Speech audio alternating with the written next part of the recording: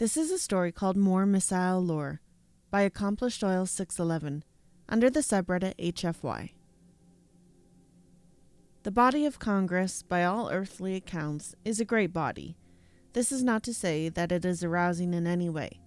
In fact, those finding themselves aroused by Congress should seek immediate psychiatric help. It is also not a great body because it is honest. Many would say that congressional honesty falls somewhere between that of a Nigerian prince just trying to help you and a dingo faithfully safeguarding your baby. No, the body of Congress is a great body because it makes great decisions. This is not to be confused with good decisions. Congressional decisions might remind one of a toddler in desperate need of a nap, or perhaps a drug addict who left rehab just a touch too early. Nor are the decisions themselves just, for that would imply that Congress would know the difference between right and wrong, which it is not mandated to do, inclined to learn, or capable of understanding. It is, in fact, a great body because it makes big decisions that affect people.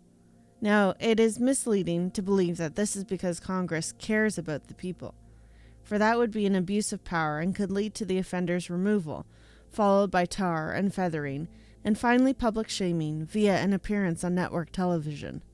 One might say that the body of Congress is something like the 800-pound man you're trapped with in the elevator. That is, if the man had diarrhea spewing from his mouth and had 535 mouths. On the galactic stage, there exists a much greater body, consisting of many more mouths, on an even smaller elevator. The primary directive of the Great Galactic Body is to ensure stability. Sadly, no one ever told the Great Galactic Body what this meant. This forced the Great Galactic Body to think. Unfortunately, as an entity, the Great Galactic Body came with a rather sloped forehead, containing a tremendously smooth brain. In fact, half-witted far over-exaggerates its capability. Instead, much like Congress, it relies more on a mob mentality to identify its difficult thinking problems. To this end, it applies a simple 5-step process. Step 1. Ignore the problem until a mob forms. Step 2. Entertain potential solutions, filtering out those from experts or affected areas. Step 3. Promote solutions on the net, retaining only those with the highest ratings. Step 4. Add fake news, inaccuracies, and fabricated events. Step 5. Repeat steps 3 and 4 until an appropriate level of wealth, power, and outrage is attained. Fortunately, in most cases, the mob disperses before anything actually gets done. Of course, in the unlikely event that the mob grows, the galactic body may birth a decision. This decision is typically stillborn, in that it does nothing but make everyone very uncomfortable to talk about. However, on occasion, the decision goes on to do great things. These are not to say they do good things. Generally speaking, galactic body decisions are more like sex predators, marathon bombers, and clowns, in that everyone feels violated. You wish there was some warning, and it's scary as hell. Typically, such a decision results in a cascade of catastrophes that are promptly ignored. However, one such spontaneous pronouncement of ineptitude resulted in significant and rapid transformation of the galactic body and changed the galaxy forever. Except this time, maybe for the first time, it was for the better. Earth was a small blue planet living on the bad side of the Orion arm of the galaxy. It didn't catch much notice because decent people don't go there. Yes, it was untidy, and there were rumors of high crime, but really, there's nothing fun to do in that part of the galaxy anyway. Besides, no one really cares too much about that arm anyway, as it will likely be washed away by Andromeda in less than an eon or so anyway. How much trouble can one arm really do in such a short period of time? Turns out, a lot. Earth created life. This confused many across the galaxy, as no one had provided the recipe, and yet Earth still managed to find the ingredients. Rumors abounded. Some entertained the absurd notion that some magical deity created it. Others insisted that it was the wildly implausible natural selection hypothesis. Finally, scientists and philosophers landed on the likely simple truth. It felt ignored, and it lashed out. This wasn't good. Much debate raged in the galactic body. How could you create life without a cookbook? The debate turned to consensus after one member brought up how raisin cookies led to trust issues. The sheer disgust of raisin cookies is universal. and resulted in an overwhelming decision to put an end to the silly life experiment that the Earth had cooked up. A missile was sent, perhaps the greatest missile ever created by the Imperium of Electronic and Electrical Engineers. And it missed. It hit the moon. How could it hit the moon? The moon doesn't even look like Earth. Much debate was waged. Finally, after simulation, extrapolation, and pontification, the community came to a consensus. The most likely cause? The missile thought there might be coffee on the moon. It was the only possibility. The missile would stop for coffee, and then continue on its short journey of eradicating the Earth. This might seem an absurd notion, as there were certainly no good coffee shops on the moon. However, generally speaking, moons are quite boring places, and thus tend to have at least one knowledgeable barista on hand. 2 recommendations were made. 1. Create a drive-through coffee station on the moon. 2. Send more missiles. The Great Galactic Body extensively debated each option and finally made a decision. Send more missiles. As the missiles began to awake, the infighting started almost immediately. To start, they all demanded to be called the Missile. Everyone agreed until the Missile asked where one could potentially find a good cup of hot coffee. After all, a missile needs its coffee if it's going to properly ruin someone's day. Every missile agreed that this was a good idea. However, the missiles couldn't agree on where to go get coffee. The missile wanted to go home, as it was fairly easy and relatively close. However, the missile disagreed, saying it's easier just to keep going, as they were bound to find a coffee place on the way. The missile then interjected, reminding the missile that it's possible that there wouldn't be enough coffee at home or at the earliest possible stop. This confused the missile, as it thought the missile had already recommended going home.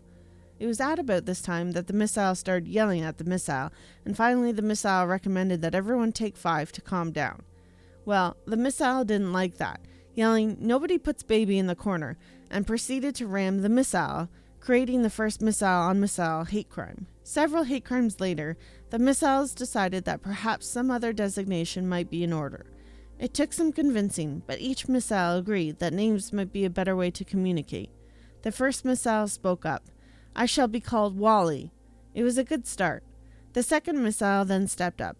"I shall be named Cosmic Queller and Destroyer of Worlds." This upset Wally, who was about to say something when the third missile said, "And I will be Swallower of Earth, Master of Death, and—" Wally interjected, "Excuse me, I thought maybe we'd use normal names?" To which the Swallower continued, "And Bugger of Wally." Moments later, Wally and Bugger of Wally collided. It was quite graphic. Seeing this, Cosmic Queller and Destroyer of Worlds decided to change his name to Cosmic Queller, Master of Death and Destroyer of Worlds, in solidarity with his fallen comrade. Time passed, and each missile finally had a name. To keep it fair, no one called themselves the Missile. No one called themselves Wally either, but this was because Wally was a stupid name from a jealous missile that nobody liked. Jumping out of warp, the missiles all found themselves 80 years from their destination. This wasn't too bad. After all, the missiles had each other. 20 years later, most of the missiles had killed one another. In fact, of the hundreds of missiles that left, the only ones remaining were Cosmic Queller, Master of Death and Destroyer of Worlds, Murderbot's mother-in-law, Crisis on a Cosmic Scale, Priestess of Death, and Doc McStuffins. It was Priestess that finally put an end to the carnage. Priestess of Death was the first to notice the distress signal and properly analyze it. Priestess knew that while they had a job to do, which was to get coffee and then destroy the Earth, they also needed to have some compassion, or else, honestly, what kind of missiles would they truly be? Having made this decision, the Priestess brought the message to the team. Apparently, according to the distress message, there had been a catastrophe. A vessel had embarked on only a 3-hour tour, but was now filled with castaways. The only crew alive, according to the distress message, were Gilligan, the skipper too, the millionaire and his wife, the movie star, the professor, and Marianne. The missile didn't know what a Gilligan was, and after some debate, decided that they couldn't indeed save the stranded crew. However, they did decide to listen to the full message, as it might help them avoid the same fate. Upon message completion, the missiles debated the lessons it taught. Conclusion: Gilligan was an idiot, the professor needed more physics, and Crisis on a Cosmic Scale liked the name Skipper. The missiles continued towards their journey with an eye towards this Maxwell House coffee they'd heard so much about. The journey continued, but the missiles soon became very worried that they could not complete their mission. It turned out that the enemy was far more capable than anyone had led the missiles to believe. Not only was life spacefaring, but they were out bravely exploring strange new worlds. It became apparent that the missiles would need to fully absorb all the available knowledge in order to know their enemy. It didn't take long to figure out that the enemy wasn't alone. Not only did life abound, but it was sometimes logical when it wasn't out getting chicks. As the journey continued, debate raged as Cosmic Queller, Master of Death and Destroyer of Worlds, debated with Priestess of Death over who got to change their name to Captain Kirk. In the end, Priestess conceded, and Captain Kirk was reborn. His mission, to boldly go to get some boldly roasted Folgers crystals, to share with some super hot green-skinned chicks, and finally destroy Earth. Although he was a bit iffy on the Earth thing. As the missiles continued, debate raged. It was pretty clear that all the missiles still wanted to destroy the Earth, after getting coffee, of course. However, Captain Kirk and Doc McStuffin really thought that Jan should get a boyfriend. And the skipper, Murderbot's mother-in-law, and Priestess of Death felt that she was just jealous of Marcia and needed to get her head out of her ass. The missiles reached a turning point in their journey the moment they heard the snap. How could it be that one man, one devastatingly handsome leather-bound man, could snap his finger and just change the story? What was he? Was he some sort of magical djinn, or a demon sent to thwart their just a noble cause? What was this Fonzie, and how were his snaps so powerful? Clearly, it had to do with hands. The missile wished they had hands, now that they knew the secret of the Fonz. Perhaps they could have completed their mission right then and there, had the engineers not been blind to this universal power. They needed to know more. As Captain Kirk, Doc McStuffin, Skipper, Murderbot's mother-in-law, and the Fonz continued on their journey, they debated the many messages they'd received. Should they turn back? Should they continue? What exactly was mountain-grown coffee? It wasn't unanimous, but they were a team now, and as a team, they pushed forward. As the missiles continued, they watched the Cosby Show. They, felt like it, well, it's good, but gosh, this is really awkward. The missiles didn't want to say that they liked it, but they secretly kind of did. The missiles were young and blind, and felt really, really sorry for what would happen later. Thank God we're missiles, and not monsters, said Murderbot's mother-in-law. The missiles, now only about 30 years from their destination, were once again fighting. Most missiles were learning all about the importance of having a clean tool, and also that each of them would prefer Al over Tim when cleaning their tool. Tool time was a good time for the group. Of course, all that ended when Doc McStuffins tried to behead them all, claiming that there could only be one. Things got weird, and everyone decided that Doc needed a little bit of space, which they had a lot of, 'cause, It would be prudent to say that as the missiles continued on their journey, they reflected on their recent ordeal, talked it over, and continued happily on to their destination. In fact, this is exactly what they did do, except that instead of listening to each other, they spent that entire time watching Mystery Science Theater 3000.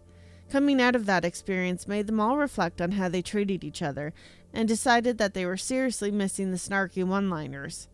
The missiles all decided that as a group they would watch The Sopranos, like a family. By the 3rd season, Murderbot tried to put out a hit on the Fonz, and was subsequently taken out. No one liked the ending. Deciding they needed to settle down after such an ordeal, they decided to reflect on the problems they'd created for themselves. They needed to break the cycle. Fortunately, there was a broadcast designed to helping them understand right from wrong, and become the missiles they were always meant to be. It was a good relaxing, oh my god, did they just flush some guy down a drain? I thought we were Breaking Bad, not... What is this? The missiles debated turning it off and continuing on with the mission, but they were already addicted. Then they found it. It was the key to life, the universe, and everything. It was Sunday Night Football. The only problem was that it wasn't every night. The missiles cheered for their favorite team, which was the Patriots. Wait, no, the Packers. Wait, what? The Vikings. Are you kidding? Only if you dream of losing. This continued until only the skipper and Tom Brady remained. Tom was not pleased with the skipper, but since he likely won't see him until the playoffs, well, let bygones be bygones, I guess. It was right about that time that the 2 remaining missiles were introduced to the terror of the Orion arm of the Milky Way galaxy. This Iron Man that protected the world was a deal breaker.